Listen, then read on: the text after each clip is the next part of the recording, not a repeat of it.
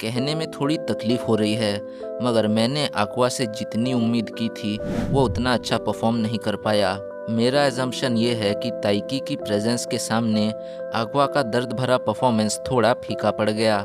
aqua अपने past को revisit करता है, जहाँ पे उसने आई को खोया होता है, और वहीं पे वो अपने डार्क साइड को कन्फ्रंट करता है। aqua के पर्सनैलिटी को देखते हुए ये थोड़ा अजीब लगा कि वो अपने पास्ट सेल्फ को इतनी जल्दी और इतनी आसानी से एक्सेप्ट कर लेता है, मगर अब ये हो चुका है तो इस पे और खामियां निकालने का कोई लाभ नहीं है। मगर एक पॉसिबिलिटी दिखाई जाती है कि अभी तक जो दिखाया गया है वो बस एक सपना हो तो क्या हो सकता था। पत्थर दिल aqua जिस तरह से आई को देखते ही रोने लगता है, वो देखकर पेट में गुदगुदी सी होने लगती है, और साथ ही साथ इस बात का दुख भी होता है कि ये बस एक पॉसिबिलिटी है जो कभी साकार नहीं होने वाली।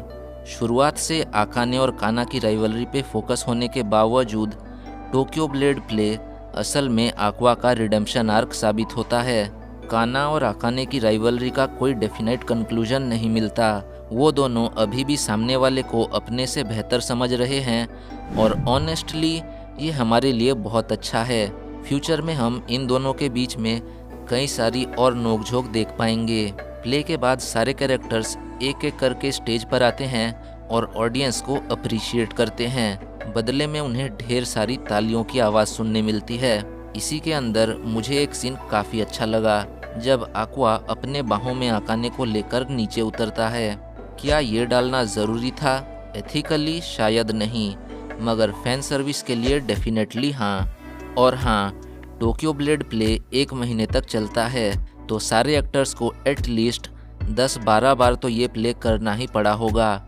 इसकी वजह से उनके ऊपर जो फिज़िकल टोल और aqua के ऊपर जो मेंटल टोल आया होगा वो काफ़ी अलग लेवल का ही होगा। वो कहते हैं ना, अंत भला तो सब भला, मगर यहाँ ऐसा कुछ नहीं होता।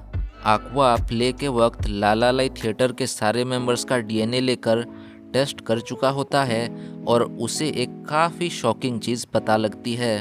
टोक्यो ब्लेड का थिएट्रिकल रन ख़त्म होने के बाद सारे एक्टर्स और डायरेक्टर किंडाइची टीम डिनर के लिए जाते हैं। वहाँ पे aqua डायरेक्टर किंडाइची से लालालाई थिएटर में वो कब से हैं, वहाँ पे क्या हुआ होता है, वो सब पूछने लगता है। अगर किसी को याद नहीं तो मैं बता दूं कि aqua को पिछले सीज़न में आई का लालालाई थिएटर में किसी के साथ एक रिलेशन होने की संभावना का पता लगा होता है। टीम डिनर के दौरान किंडाइची को थोड़ी चढ़ गई होती है, इसीलिए वो थोड़ा थोड़ा करके बताता है कि वो लालालाई का एक फाउंडिंग मेंबर है, और ज़ुबान फिसलने की वजह से ये भी बताता है कि वहाँ पे एक कांड हुआ था। aqua के प्रेशर करने के बावजूद वो और कुछ नहीं बताता, मगर बीच में ताइकी आकर उन दोनों को एक बार में ले आता है, ताकि डायरेक्टर को और नशे में डालकर उससे वो राज उगलवाया जा सके। डायरेक्टर को नशा तो होता है, मगर हद से ज़्यादा, और वो वहीं पे सो जाता है। वो एक ऐसा बार होता है जहाँ पे एंटरटेनमेंट इंडस्ट्री के लोग ही आते हैं, और वहाँ पे काम करने वाली लड़कियाँ भी एक समय पर एंटरटेनमेंट इंडस्ट्री में थी, मगर उन्हें सफलता नहीं मिली होती। यहाँ पे aqua डीएनए टेस्ट रिजल्ट को बाहर निकालता है और ताइकी को दे देता है, जो कि ताइकी के लिए एक न्यूक्लियर बॉम्ब से कम नहीं होता।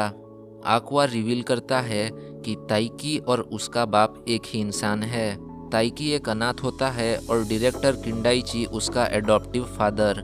इस रेवलेशन के बाद कई सारे सवाल उठते हैं, जैसे कि क्या डायरेक्टर किंडाइची को ताइकी के बाप के बारे में पता है, क्योंकि उसने ऐसे ही लालालाई थिएटर से जुड़े हुए किसी शख्स के बेटे को रैंडमली तो एडॉप्ट नहीं किया होगा। क्या ताइकी का भी पुनर्जन्म हुआ है, क्योंकि aqua और रूबी किस कंडीशन की वजह से पैदा हुए होते हैं वो रिवील नहीं हुआ है, मगर ताइकी के साथ उनका ब्लड रिलेशन है, तो कुछ लिंक तो ज़रूर हो सकता है। क्या aqua इस नई इन्फॉर्मेशन को राज रखेगा, या फिर वो अपने करंट फैमिली के साथ शेयर करेगा?